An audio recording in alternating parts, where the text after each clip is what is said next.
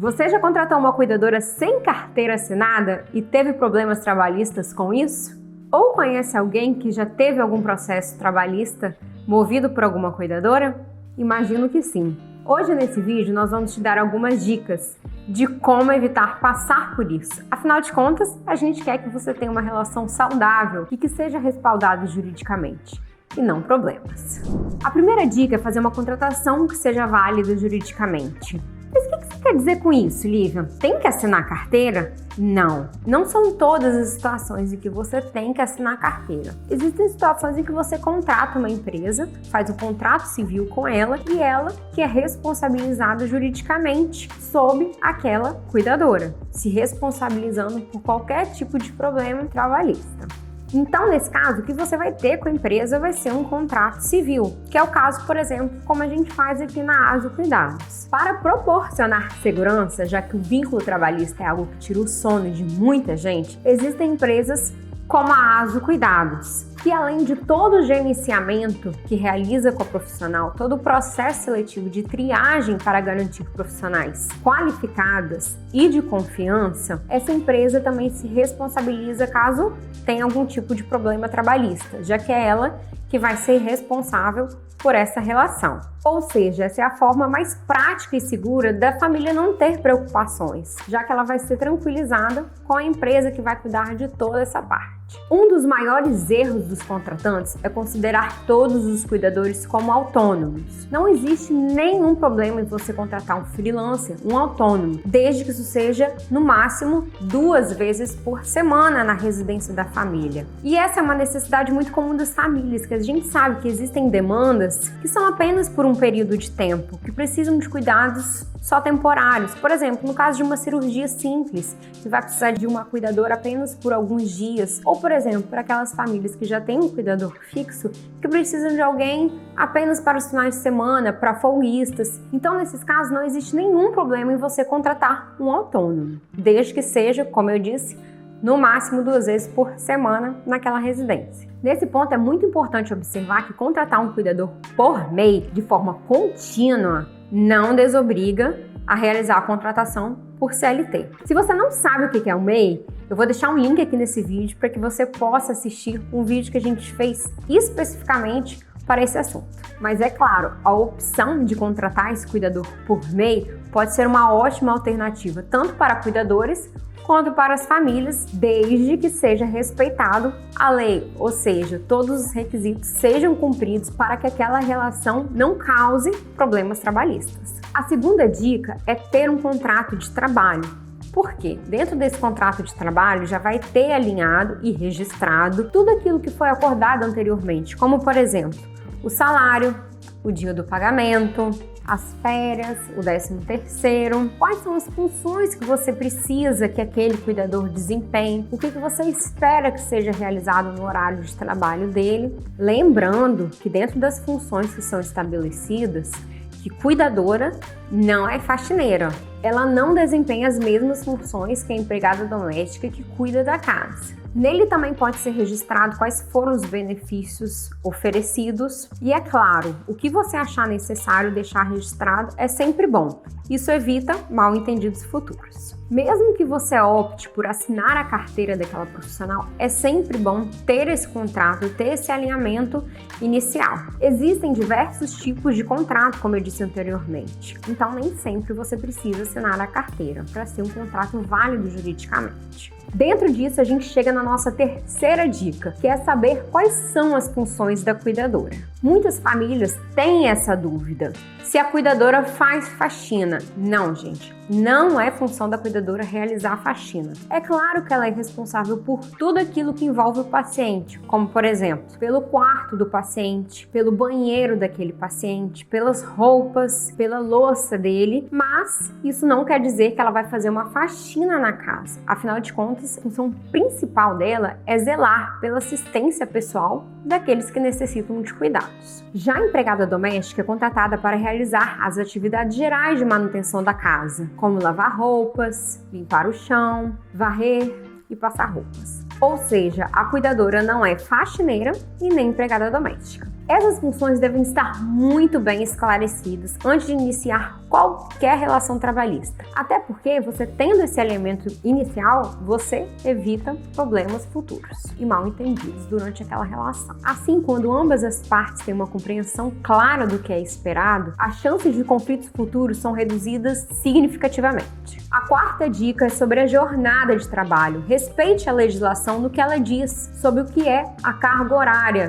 do cuidador. A CLT estabelece, por exemplo, 44 horas semanais, que podem ser 8 horas por dia, 12 horas por dia, com até 2 horas extras. E é claro, a lei também estabelece que devem ser realizados pausas para as refeições, para o descanso e intervalos intra e interjornadas. Pessoal, aqui eu vou dar um alerta. Se você contrata essa cuidadora, com carteira de trabalho, deve ser respeitado o que a legislação diz sobre essa jornada de 44 horas semanais, sendo permitido até 2 horas diárias como horas extras. O que também quer dizer que você pode fazer um contrato e também pode ter algum acordo ou convenção coletiva que estabeleça uma jornada de 12 horas diárias. Não tem problema nenhum, isso é válido juridicamente. Agora, o alerta que fica é em relação àquelas jornadas de 24 horas. Até hoje, não existe lei que permita esse tipo de jornada de 24 horas. Ou seja, o contratante ele tem que estar ciente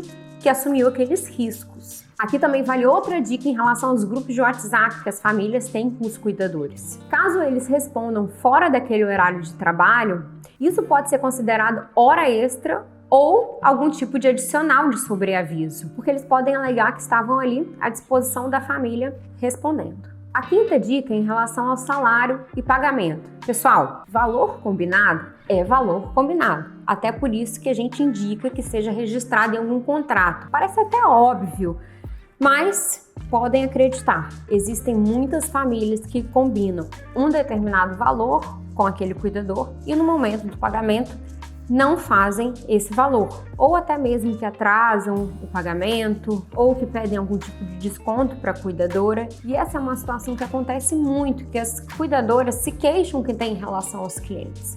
Então, combinado não sai caro. Para evitar que futuramente aconteça qualquer tipo de desentendimento, é muito bom já deixar todos esses valores registrados. A sexta dica é em relação a folgas e férias. Aquele cuidador que tem direito ao descanso semanal remunerado, que é aquele que trabalha 8 horas por dia e não 12, a gente até fala sobre isso em outro vídeo. Por que o de 12 não tem direito ao descanso semanal remunerado? Porque já é obrigatório que ele faça um descanso de 36 horas. Então aí já é realizado o descanso semanal remunerado. Ao contrário daquele que trabalha por 8 horas, que aí já é garantido a ele por lei esse descanso semanal remunerado.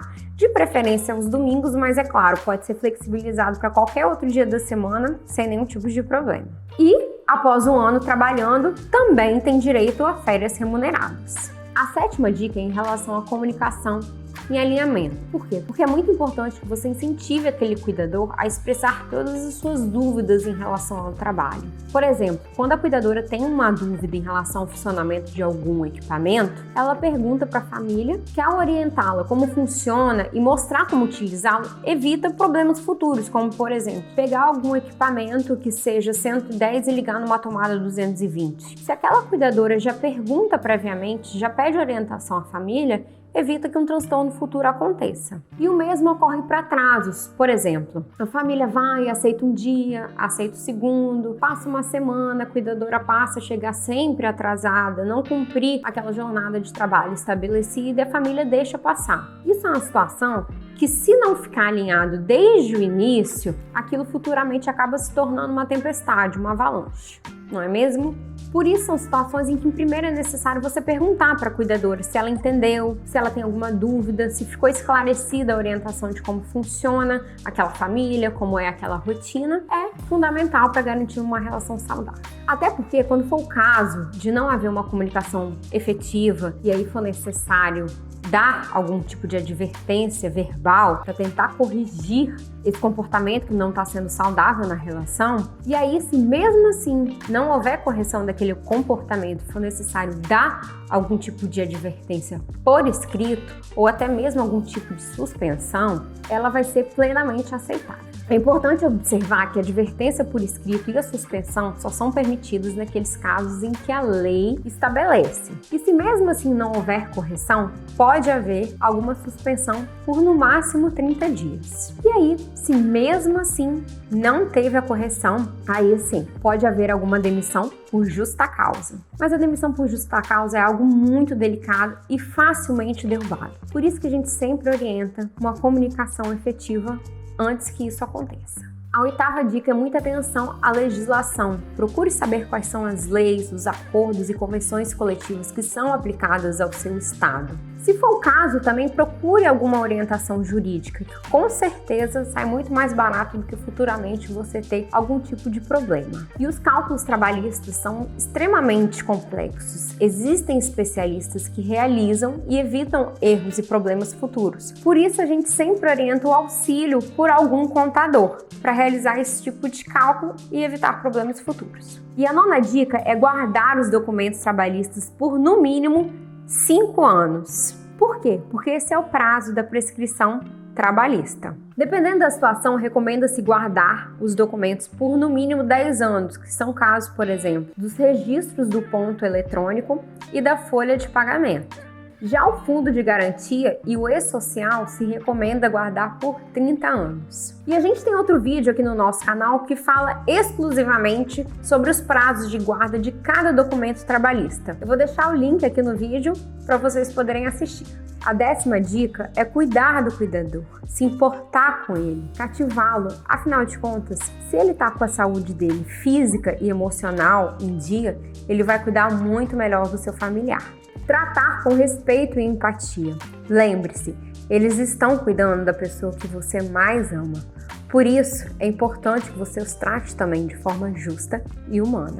Seguindo essas orientações do vídeo, com certeza você vai criar um ambiente de trabalho muito mais saudável e evitar quaisquer tipos de problemas trabalhistas. Lembrando que é muito importante sempre estar atualizado com as legislações locais. E a gente sabe que o tema sobre cuidadores é algo muito novo e também gera muitas dúvidas. Mas não se preocupe, aqui na ASO nós temos uma consultoria contábil e jurídica que pode te auxiliar. Então, se você precisar de mais esclarecimentos, pode procurar a ASO, que aqui na descrição do vídeo tem o nosso contato. Espero que tenha proporcionado informações úteis sobre como evitar problemas trabalhistas com cuidadores. Como vimos, a comunicação transparente e o alinhamento inicial são fundamentais para ter uma relação saudável e harmoniosa. Além disso, a comunicação contínua é essencial. Pergunte ao cuidador se ele está satisfeito naquele ambiente de trabalho. Manter um diálogo aberto e honesto com o cuidador faz com que, ao longo daquela jornada, se resolvam os problemas antes que eles se tornem crises. Escreve aqui nos comentários se você já teve algum tipo de problema trabalhista que poderia ter sido evitado se você soubesse dessas dicas anteriormente. Compartilhe com aquelas pessoas que você sabe que precisam saber dessas informações também. E não se esqueça, inscreva-se no nosso canal, ative as notificações e participe da nossa comunidade.